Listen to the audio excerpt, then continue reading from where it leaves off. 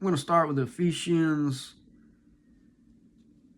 5:1 through 2, and then we're going to jump down to 6 through, I believe, 11.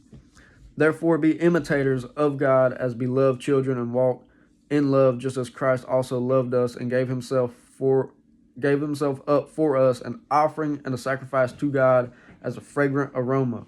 Now I'm going to jump down. Let no one deceive you with empty words, for because of the things the wrath of God comes upon the sons of disobedience. Therefore, do not be partakers with them, for you were formerly darkness, but now you are light in the Lord. Walk as children of light, for the fruit of that light consists in all goodness and righteousness and truth, trying to learn what is pleasing to the Lord, and do not participate in the unfruitful works of darkness, but instead even expose them.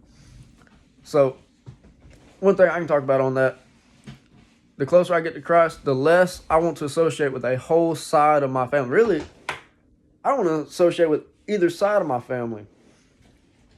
I'll show up to be a light, but when they won't hear me, that's when I back out. Now, my one side of the family, all they care about is getting drunk and want nothing to do with God. So if I'm trying to put on the works of the Spirit and hate the deeds of the flesh, how can I be partakers with drunks and sexually immoral people if I'm trying to please God? I can't. So I have to use my discernment to not associate with any gatherings, and any gatherings with that side of the family is in Virginia. I'm in North Carolina, so I purposely have to knowingly go to their party settings. Now the side that's here in North Carolina, they're just crossed and twisted, but if they won't hear me, all I can do is spread the word, plant the seeds. It says, Paul planted, Apollos watered, but God gives the increase. All you can do is plant the seeds. It's up to God to do his will on how those seeds grow. We're called to be the light.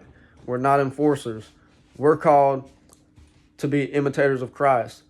So that's all we can do is imitate Christ. And as we imitate Christ, we continue to put off our sinful deeds and lean closer onto him, being washed in his blood, in his mighty name, Jesus Christ.